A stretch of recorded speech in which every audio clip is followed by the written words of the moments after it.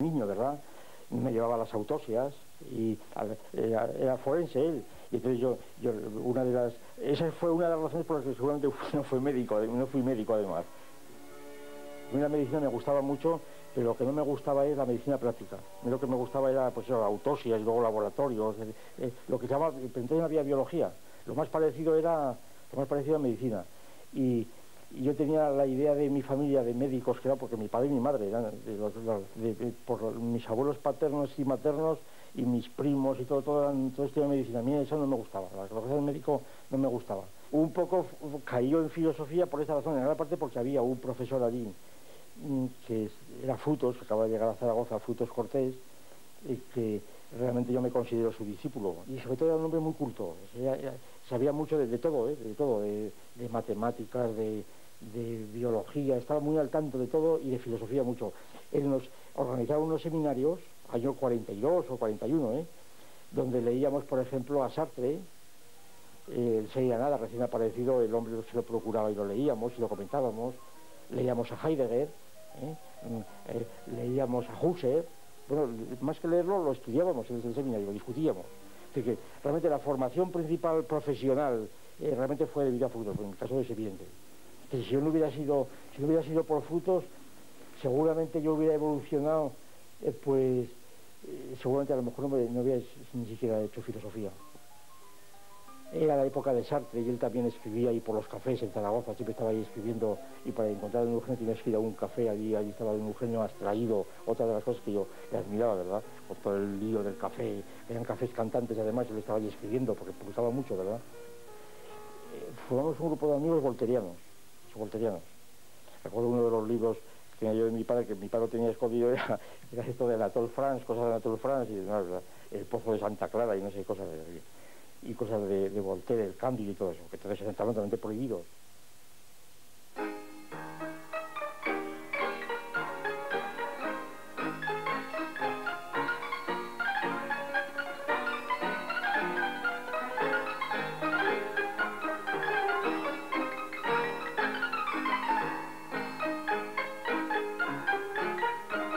El paso a Madrid fue obligado ya por la profesionalización. Ya fue Frutos y me dijo, tiene que ir a Madrid, porque en Zaragoza no había entonces filosofía. Ya claramente, ya en Zaragoza, en los 2 años primeros, ya claramente ya éramos, los que llevamos filosofía éramos Constantino y yo. En aquel grupo estábamos, los que venían del bachillerato, estábamos pues, a personas muy conocidas. Alvar, por ejemplo, que es el director de la Academia Española, Lázaro Carreter, Monge, nosotros éramos del grupo de Zaragoza. Gustavo Bueno es la persona con quien he mantenido una amistad más larga e intensa. Comenzó en nuestra adolescencia de Zaragoza y la relación diaria terminó cuando él se trasladó a la Universidad a Oviedo y yo permanecí en la de Salamanca. Esta amistad ha tenido 3 escenarios: Zaragoza, como he dicho, Salamanca después y Madrid después, y por último Salamanca. Claro, yo llegué a Madrid y me encuentro en una facultad que era, pues, todo curas. Era como un seminario, ¿verdad? Era el padre Zaragüeta, el padre Mindan, el padre tal, el padre cual, el padre Ramírez, el padre Sancho, el padre Barbado, que era asturiano. Era que el ambiente era, por parte del profesorado, había gente muy buena, Era la facultad de filosofía que había creado el franquismo. Una facultad, y el clero era una facultad completamente controlada por el nacionalcatolicismo, pero claro, habían traído al padre Ramírez. El padre Ramírez era paisano mío, era de no sé qué parte de La Rioja, ¿no? Y el padre Ramírez entonces era como, es curioso, ahora no lo conoce nadie, pero el padre Ramírez en aquellos años en España era como más que Heidegger, porque yo a la escolástica llegué tarde, relativamente tarde, ¿no? Bueno, relativamente tarde, digo, a los 20 años, por ejemplo, cuando hice oposiciones de instituto en la carrera, al final en Madrid. Y la escolástica me fue gustando, pues yo lo compararía a como te gusta la música gregoriana después de haber estudiado el piano romántico. Que de repente, que tú te has entrenado en estudiar a Beethoven o a Chopin o lo que fuera y estás en eso, y de repente un día escuchas ahí un concierto de órgano o una polifonía o simplemente canto gregoriano.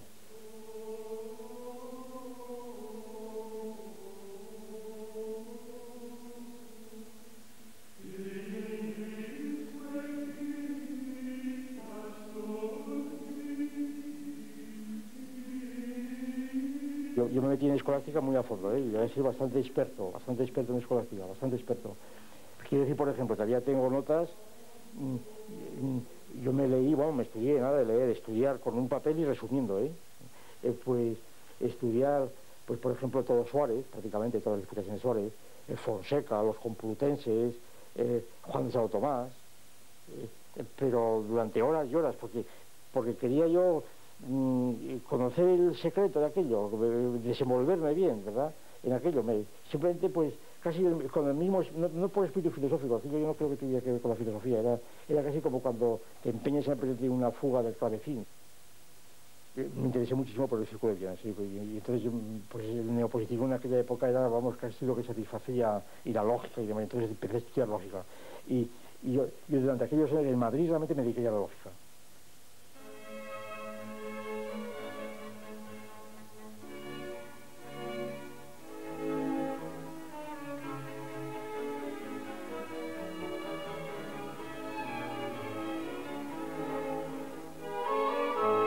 Y Salamanca pues era una ciudad pues eso, muy bonita, era como Florencia o preciosa, ¿no? Y entonces pues estaba rodeada de curas. Me acuerdo una de las cosas que yo hice durante mucho tiempo, un poco como Linneo, era ir a las clases de la Pontificia cuando salían de clase y ver salir a una serie de seminaristas multicolores para distinguir de qué orden eran. Era la misma labor que un zoólogo, a veces de qué clase y orden, porque era una variedad tremenda de gente, ¿no? Entonces allí pues había gente muy interesante, pues por ejemplo había un matemático llamado Cuesta, de primera. En Salamanca yo tuve mucho contacto con la universidad, muchísimo contacto con la universidad, incluso di clase de lógica. Allí vivió Gustavo en el Colegio Mayor San Bartolomé que yo dirigía, un colegio en el que residían también personalidades como Enrique Tierno Galván o José Antón Oneca, el famoso penalista. El contacto pues ha sido diario durante años y años, insisto, hasta que él se casó y se fue a vivir a su casa y después marchó a Oviedo. Es sin duda la persona, el amigo, a quien más debo intelectualmente. He aprendido muchísimo de su extraordinaria acuidad mental, de su enorme capacidad dialéctica, de la universalidad de sus intereses. Aun cultivando en la filosofía y yo la filología, era continuada las conversaciones en torno a mis propias disciplinas, pero a la vez él me enseñó muchísimo, repito, en el arte de argumentar, en el arte de desechar falsedades, en la dialéctica en suma.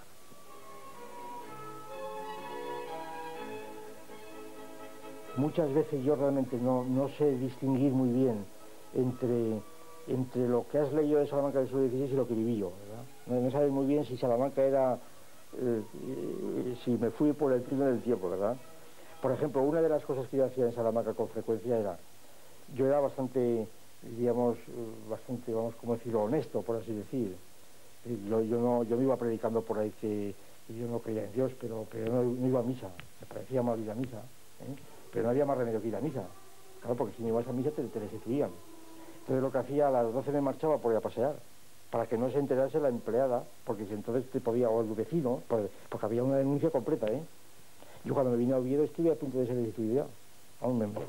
Tenía firmada la destitución, por haber explicado psicoanálisis. Un inspector que me hizo yo un informe.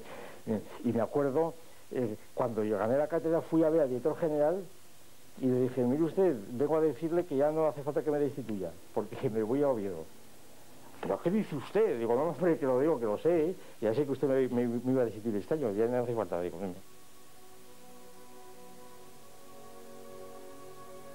Me echaba a pasear y hacía un frío que pelaba por allí, claro, por el invierno en Salamanca no había forma de...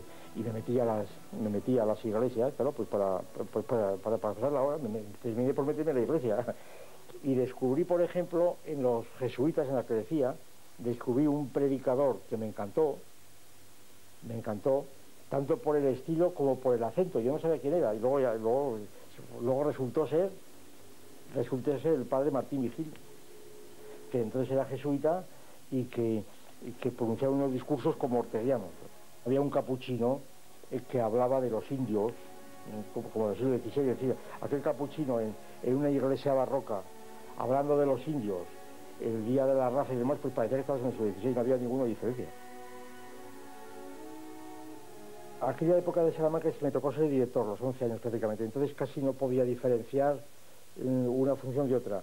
Me acuerdo que una de las instituciones que yo hice allí era un instituto de enseñanza media, nacional, vamos, que contrastaba con los colegios de frailes y monjas que eran los ricos, y aquí venían generalmente pues hijos de campesinos que apenas sabían hablar, que decían a fusilar, que decían, ¿no? Que no hablaban muy mal, ¿verdad? Sin que por eso quería reivindicar su lenguaje, ¿verdad? Y entonces había que enseñarles a hablar, simplemente a hablar con mínima corrección. Y eran, pues eso, muy incultos, sus familias y ellos. Yo me acuerdo que puse una institución que la mantuve casi 11 años, que luego recibo muchas cartas de antiguas alumnas y demás, sobre todo.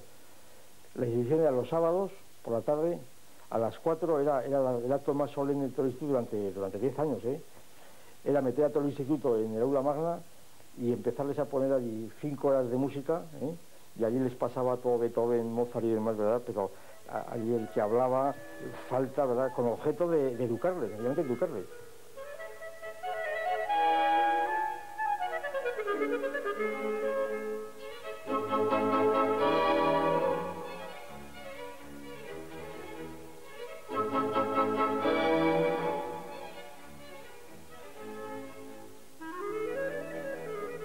Bueno, lo del obispo de Salamanca fue lo siguiente. Yo llego a Salamanca y no conozco allí absolutamente a nadie. Allí aterrizado, tomo posesión con una serie de señores allí, que no era una cosa burocrática, ¿verdad? Ya firmar, tomo posesión y me voy allí a un hotel hasta que fui al colegio mayor y no conozco a nadie. Entonces leo allí el periódico, el Adelanto o la Gaceta Regional y veo allí un escrito firmado por Barbado Viejo, obispo, una circular del obispo. Digo, hombre, Barbado Viejo, este es hermano de mi profesor, padre Barbado, pues voy a verlo. Y era una relación que empezó a consolidarse, ya todas las semanas iba yo a verle, ya la gente me miraba una cosa rara, porque yo debía tener entonces, debió ser el año 52 o 51, pues un personaje que llegaba por allí, salía no sé cómo se llamaría, el familiar o lo que fuera, y era donde había estado Franco en el cuartel general de Franco. Y entonces había allí una sala, me acuerdo, muy grande, de esas típicamente de obispos, llenas de curas ahí esperando que le recibiera. Entonces llegaba yo, pasaba y se pasaba hablando conmigo 2 o 3 horas. La relación continuó así hasta que en el instituto, el capellán del instituto, que estaba ya enterado enteramente de mis relaciones con este señor, pues me dijo, hombre, usted que es muy amigo del señor obispo, ¿por qué no le pide que cambiemos la capilla de tal sitio a tal otro, del altar? ¿De qué se trata? No, de esta capilla no vale estar aquí, porque no sé quién, no sé cuántos, y hace falta el permiso del obispo. Nada, yo se lo pido, no se preocupe, nada. Y cuando fui a la visita, pues le dije, ilustrísima, el capellán del instituto me pide que interceda delante de su ilustrísima, así tenía que hablarle, que interceda para trasladar el altar de la capilla tal a la capilla tal. Pues muy bien, no hay inconveniente, y me dijo, ¿tiene ara?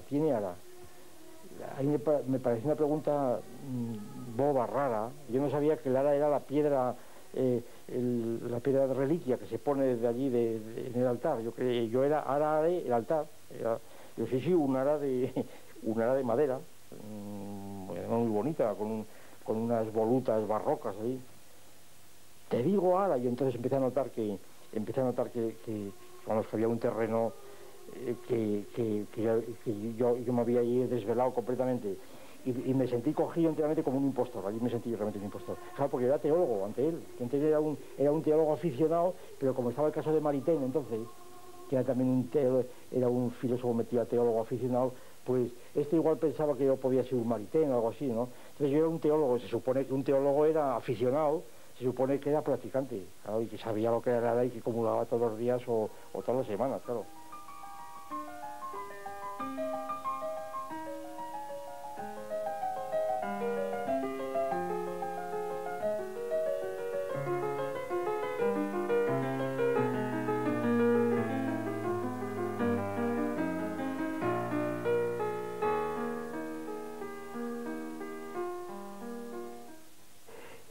las ciudades metafinitas era un intento de diagnosticar, por así decir, de diagnosticar un mecanismo, pues no es lógico material, es muy difícil denominarlo porque tampoco es ontológico, es un mecanismo lógico material, diagnosticar un mecanismo que se parecía mucho, vamos, yo encontré el apoyo y por eso eran metafinitas, y estos conceptos metafinitos yo los veía como estructuras que aparecían de un modo recurrente en los sitios más diversos, pues, y hice una acumulación pues muy abundante de textos, pues ya de los clásicos, de Anaxágoras, de Plotino, de toda la Edad Media, de la actualidad, de médicos, de biólogos, de cómo aparecía una estructura de tipo ideal, vamos a decirlo así, no propiamente psicológica, de tipo ideal, lo más parecía a las matemáticas, aunque no era matemática, con unas leyes especiales que al parecer tenían una presencia, una tenacidad sorprendente, siendo como eran evidentemente límites, y además sin poder conducir absolutamente a lo que había conducido a Cantor, porque no era su terreno. Y en cambio yo estaba cada vez más interesado por problemas filosóficos, estaba enteramente diríamos, profesionalizado en la filosofía.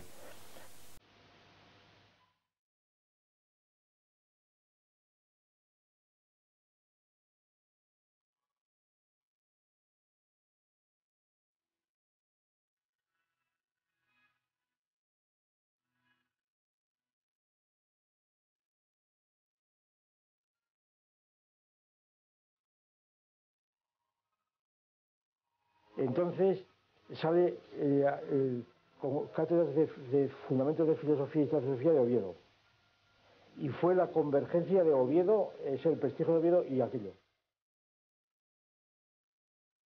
Oviedo es como Königsberg, me acuerdo que me dijo. Yo conozco Oviedo y aquello es para un filósofo ideal. Me acuerdo que me lo dijo Cortés. Es una ciudad tranquila, ¿verdad?, con mucha tradición, en Asturias.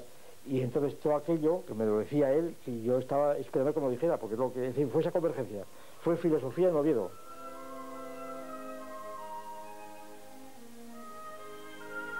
Lo que me sorprendió es que yo pregunté, porque se acababa el plazo de tomar posesión, no sé qué historias, pregunté dónde estaba la universidad y la gente no sabía. Eso en Salamanca era completamente inconcebible, ¿verdad? Y pregunté a dos o tres, pero ¿y dónde se va la universidad? Es que no sé, que es un colegio, la universidad, sabían vagamente, la confundían con la audiencia, pues debe ser por allí, y ya claro, por fin alguien me dijo, sí, por allí voy. Esto a mí me sorprendió agradablemente, porque a mí lo que me gustaba era despegar del ambiente académico, de sentirte para mí las ciudades entonces era Oviedo con la tradición, ¿verdad? El Llanes ya lo conocía, y luego las fábricas y la industria y todo el centro industrial. Yo quería eso, y las chimeneas incluso, ¿verdad? Que luego yo quería ese ambiente, y entonces yo estaba un poco ya saturado de ambiente académico, ¿no?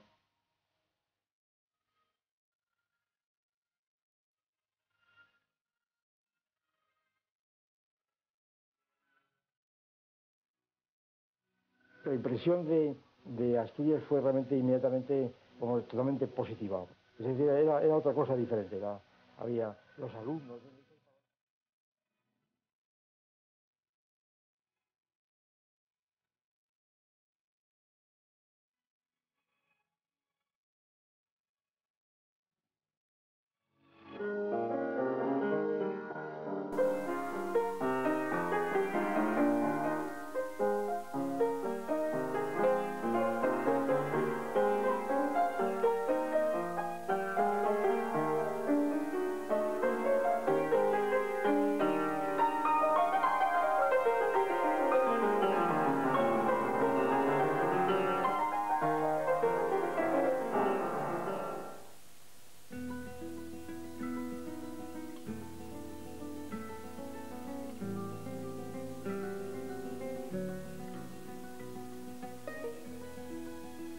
Mi padre fue a veranear hasta que murió en el año 75. Venía a veranear a Llanes. Y todavía he visto la escena muchas veces por aquellos pueblos, por Porrúa o por por Colombres, por aquellos pueblos, de vez en cuando haber aparecido algún paisano. Mi padre tenía entonces ya cerca de 90 años ya, ¿eh?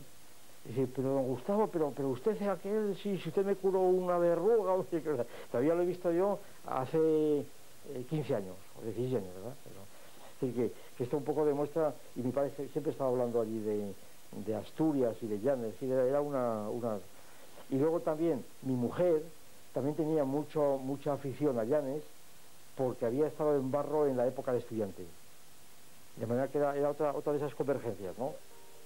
Veías, a través de muchos contactos que tomé muy pronto, veías que la gente estaba interesada directamente, se interesaba por problemas que a mí me parecían tan importantes, filosóficos, problemas políticos, problemas de todo tipo, lógicos.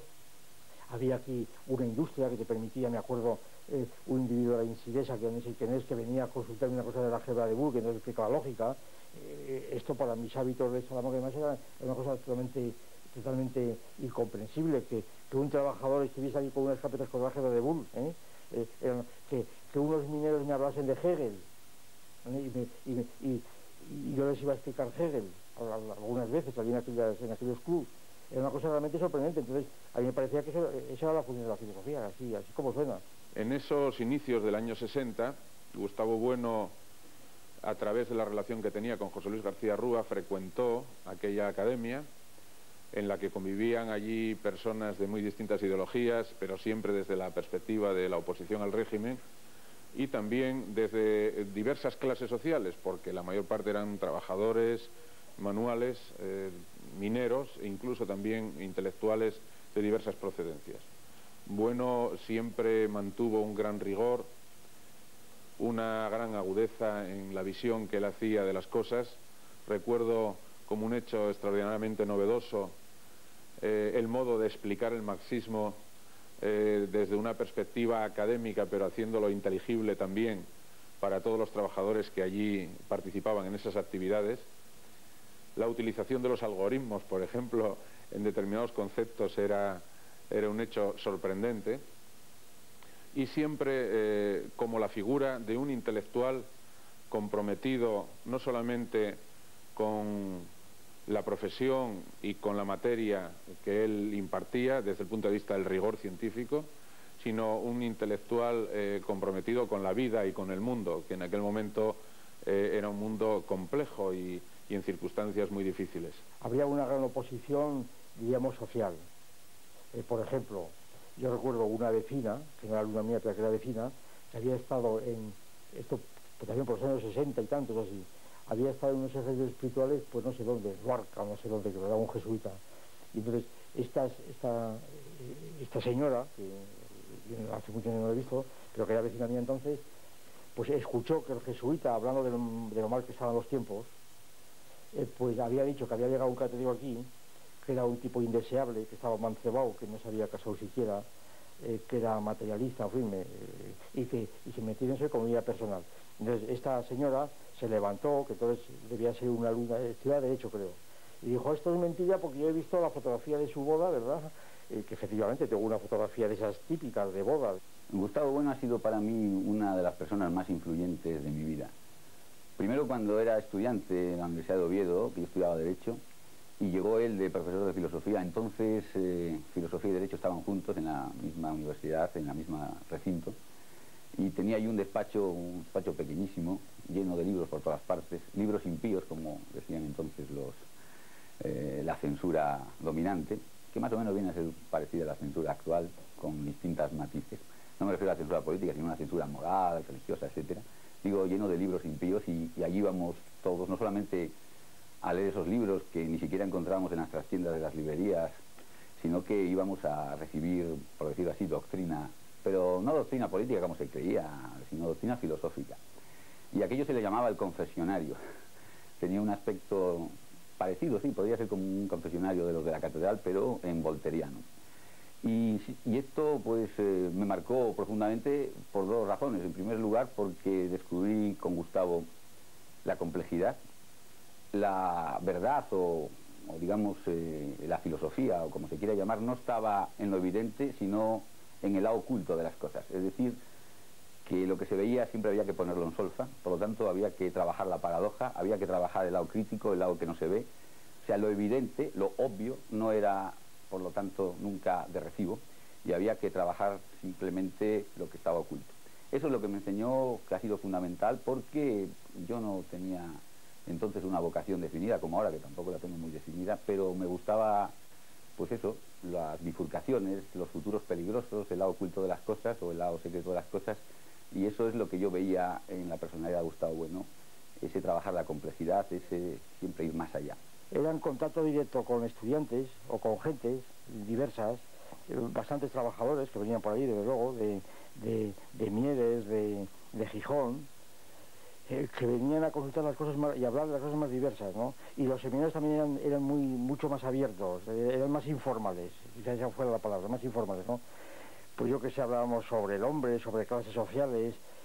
Los de clases sociales no lo prohibieron. Esto fue por los primeros años, quizás fue por el año 63 o 62. Se trataba de seminarios especulativos, filosóficos, generales, seminarios donde los temas eran cosas tales como el tiempo, la libertad, el yo, es decir, temas específicamente filosóficos, ¿no? Y debo decir entonces que ahí introdujo Gustavo Bueno motivos que eran desusados en el panorama de la filosofía española, y no digamos en Oviedo en aquellos años, ¿no? Principios de los 60, ¿no? Por ejemplo, lo que nos interesaba a todos mucho, Gustavo Bueno introdujo por vez primera aquí en las aulas universitarias la lógica simbólica.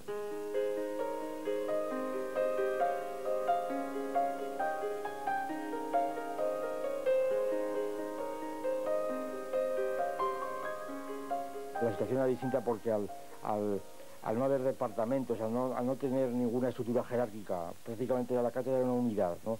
Entonces tenías mucha libertad de movimientos en cuanto a hablar con otros compañeros, no había que pedir permisos ni a decanos ni a nadie. Es decir, era la estructura clásica de la universidad, que yo había conocido siempre y probablemente la época de Clarín, bueno, seguro, la época de Clarín y de María, la universidad clásica.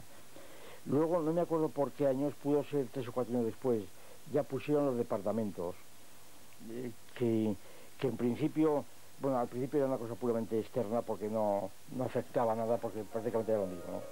La universidad empezó a cambiar notablemente hasta llegar a hoy, ¿verdad? Donde ya el carácter burocrático ya es prácticamente absorbente, ha llegado ya a prevalecer sobre los contenidos.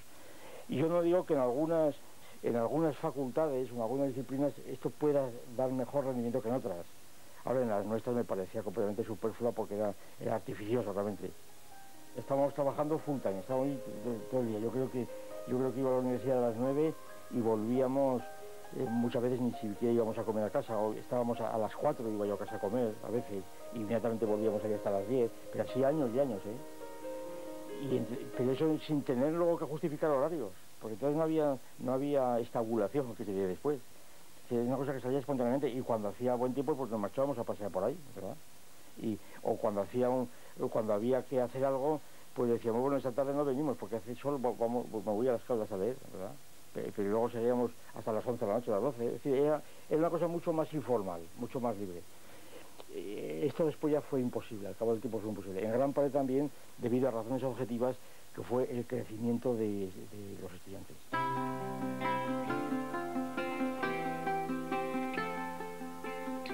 Y precisamente lo que yo quería es que viniera gente de otra formación.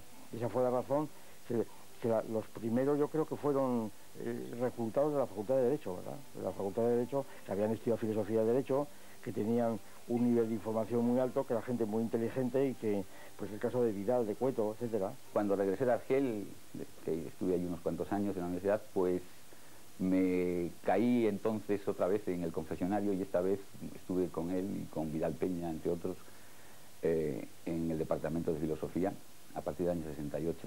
Y para mí también aquella relación fue importantísima. Es cuando organizamos también aquellos seminarios, fueron los primeros seminarios que se hizo en España, pues sobre el estructuralismo, sobre todos los ismos, por decir así. Conocer que la cantidad de información que manejaba siempre Gustavo Bueno era apabullante, sabía y sabe de todo. Y ese es, digamos, una de las cosas que también más me ha influido, la tercera, por decirlo así, que es el rigor, ¿no? siempre buscar el rigor, aunque sea solo para luego trabajar el humor.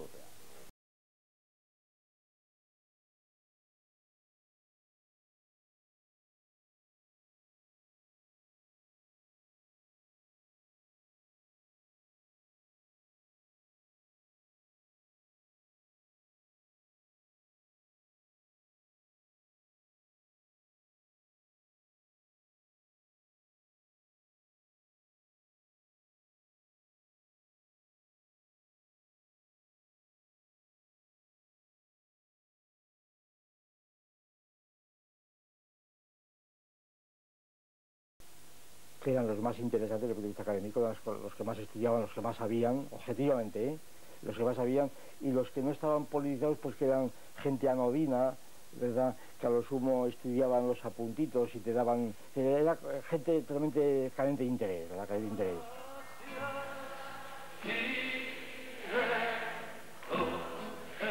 En aquellos años, evidentemente, bueno, había mucho contacto con París, iban y venían a París, ¿verdad?, bueno, aquello de la revolución del 78, traían mucha información, muchos libros, de manera que había un contacto muy estrecho a través de los estudiantes, entre Francia, universidades francesas y España. Sacristán figuraba entonces como el ideólogo marxista español perseguido, y como el traductor oficial, prácticamente estaba traduciendo a través del Fondo de Cultura pues obras de Engels, el Antidín, etcétera, con prólogos importantes. Al mismo tiempo tenía mucho prestigio, merecido y con razón, porque había publicado su introducción a la lógica, que era un manual, no el primero, pero sí de los, vamos, el primer gran manual escrito en español, ¿verdad?, de lógica simbólica. De manera que era un hombre de un prestigio extraordinario. Además había estado perseguido en la universidad, había hecho oposiciones a la Cátedra de Lógica de Barcelona. La respuesta que yo hice, el papel de la filosofía, pues era un poco presentar otra alternativa diferente, en donde el materialismo, que a mí me parecía puro sociologismo y puro voluntarismo, que se mantenía Sacristán, en el fondo era un sociologismo, era un sociologismo voluntarista, psicologismo, y a mí me parecía que era desconocer completamente la estructura objetiva por la cual funcionan las sociedades. Eran dos visiones totalmente distintas. No era una cuestión sobre gremial, ni mucho menos, ¿verdad? No era una cuestión gremial, era una cuestión absolutamente general. Hacia el año 72-73 deja de ser un maestro de la palabra y se convierte en un maestro de la obra escrita, y empieza a tener una obra muy específicamente peculiar suya, y tiene una gran repercusión no solamente entre la generación de jóvenes revolucionarios de la época antefranquista, sino ya como filósofo profesional propiamente dicho. Enología y Utopía fue el resultado el intento de hacer un balance de un seminario que duró durante muchos años con antropólogos, representados especialmente por Valdés, y ahí se discutían cuestiones de la importancia, bueno, como ahora se ve la importancia que tiene el asunto. Fue un libro prematuro, desde luego, porque entonces en España no había etnología. Entonces en España estaba anunciándose el ascenso de la psicología, ¿verdad? Y la etnología pues eran unos cuantos aficionados que se dedicaban a esto, algunos muy eminentes, pues tipo Caro Baroja, pero en fin, que no había profesión de antropología realmente. El ensayo materialista, en cambio, era un libro que lo escribí por solicitud de el duque de Alba, precisamente, el actual duque de Alba, que entonces era Aguirre, que era director de Taurus, que un día me llamó por teléfono y me dijo: hombre, quisiéramos publicar en Taurus un libro suyo. ¿Sobre qué? No, sobre lo que usted quiera, pero esto que decía, bueno, pues bien, pero no, y con urgencia, porque no sé, y de qué volumen, no, lo que usted quiera, ¿verdad? Y entonces, pues, como eran estas condiciones y como generalmente uno va limitado a un artículo, a tantas páginas, pues te daban carta blanca para que lo que quisieras, y esto pues entonces me pareció que era el momento oportuno porque hay que verlo también en aquella época, ¿no?, de tratar de frente unas cuestiones absolutamente generales, universales, de carácter ontológico, que era la materia, que constantemente se estaba hablando de materialismo, de idealismo, eran las discusiones de la época y de ahora también, por supuesto. realmente la metafísica presocrática es un desarrollo de los escenarios materialistas, es una especie de ampliación de algunos motivos ampliados de una forma monográfica en la filosofía presocrática, ¿no?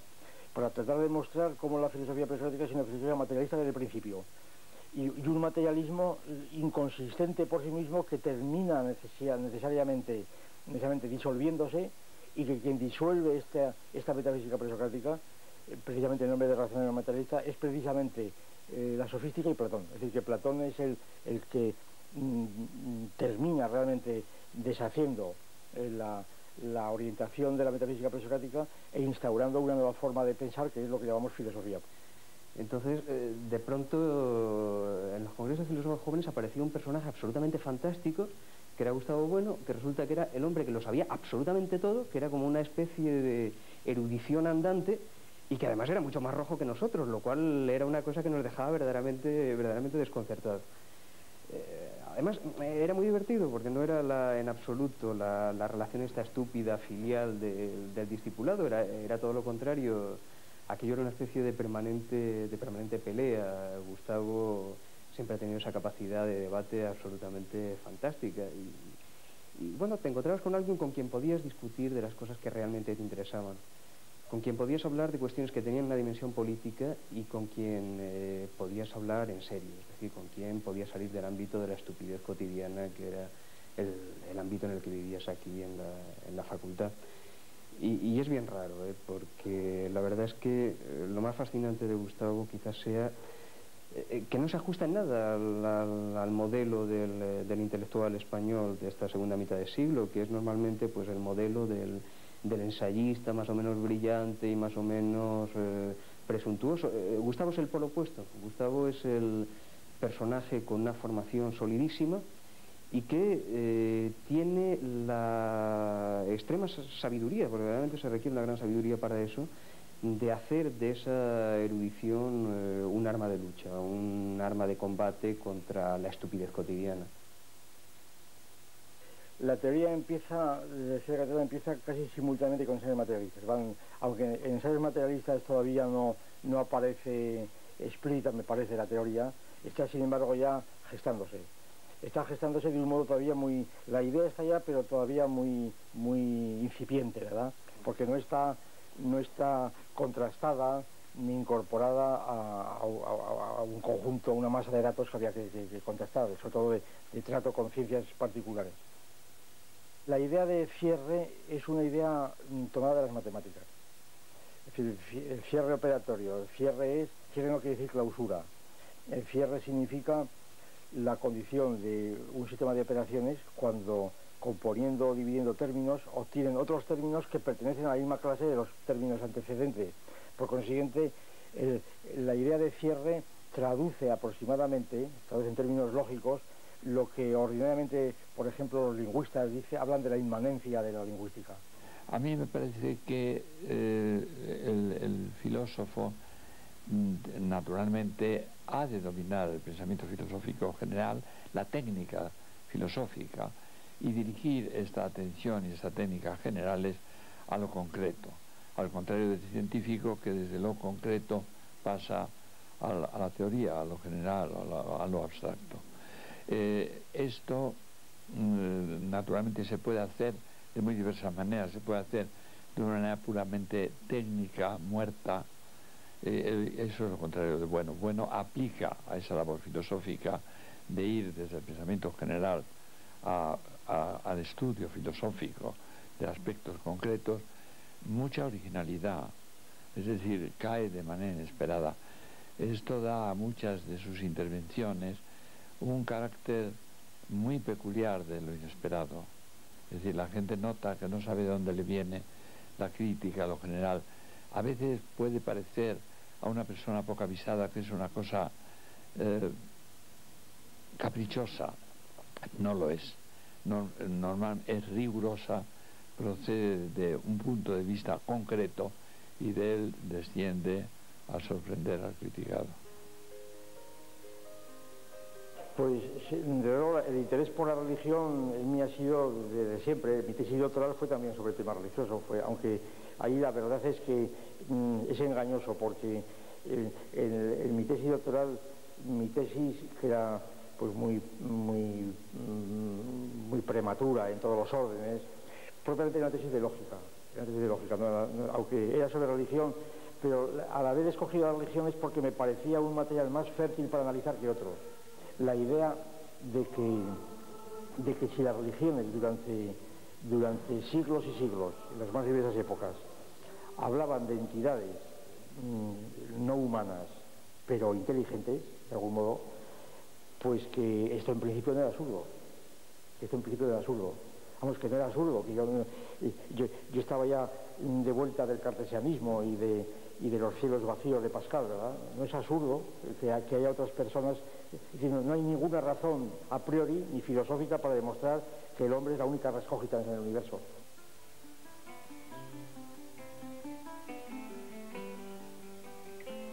Andando por una senda veo un perro tremendo que viene por la otra orilla.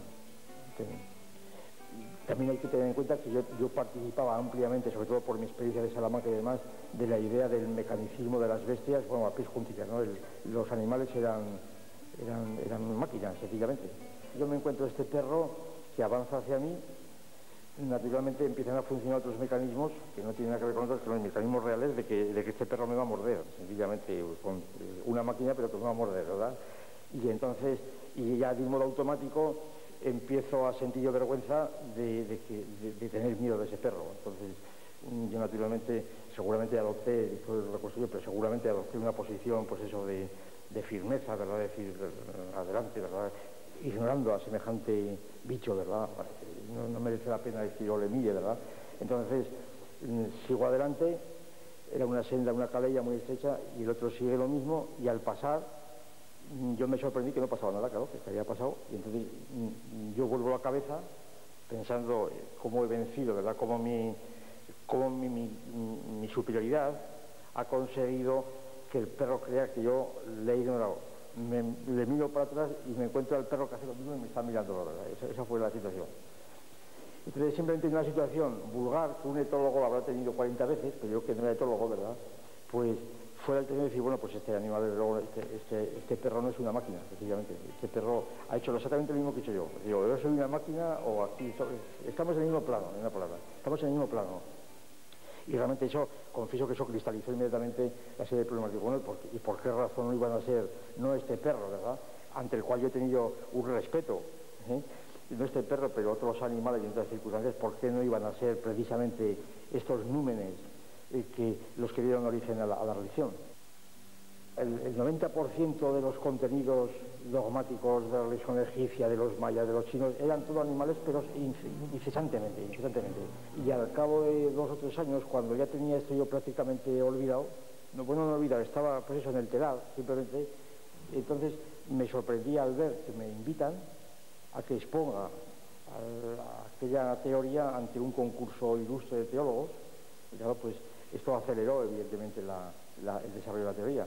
La expuse, vi las críticas que me hacían, me parecieron que no tenían fuerza suficiente como para derribar la teoría, y entonces me decidí a publicarla. Fue el único libro realmente que he publicado, digamos, espontáneamente. Los otros libros fue más bien la ampliación de una conferencia, me parece, de una colaboración para un colectivo en el cual interviene David Álvaro González. Yo tuve al profesor Bueno de profesor en 3 asignaturas. Desde el primer momento, pues a mí me llamó mucho la atención realmente, porque era un profesor pues extraordinario, o sea, que fuera de lo normal por su conocimiento, que realmente de muchos temas muy diversos, además no solamente filosóficos sino también científicos, y por su manera de construir, su rigor, su manera de argumentar. Mi materia fue la traducción, bueno, sí, la versión española de lo que luego ha sido traducido en la enciclopedia de Alemana. Una filosofía académica sostenida, como por la alemana, que es la referencia que tenemos. Es decir, la tradición de Kant en adelante, en la Universidad Alemana, pues España no la ha tenido, evidentemente no. Ha habido esa tradición, el invento del krausismo, después Ortega, pero es una tradición que ha sido, quitando a Ortega, que fue otro caso distinto, la tradición que había en España de filosofía moderna ha sido pues más bien colonial. Gustavo Bueno es, a mi juicio, un hombre muy poco mirado de sí mismo, muy poco preocupado por su propia individualidad psicológica, por su propia individualidad personal y absolutamente embebido en los problemas y las cuestiones objetivas. Realmente esto da la altura y la talla y el sentido de su envergadura filosófica, de su carácter filosófico. Bueno ha sido un hombre ante todo preocupado por la objetividad. Yo diría que si hay que destacar algo en él es una enorme pasión de objetividad. Por tanto, una pasión por la razón, una pasión racional y una pasión moral, una pasión por las cuestiones éticas y morales.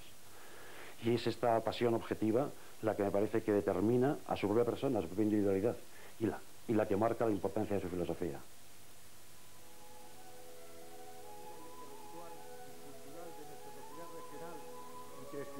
Su universidad, el Consejo de Gobierno del Principado acuerda conceder a don Gustavo Bueno Martínez la Medalla de Asturias en su categoría de plata.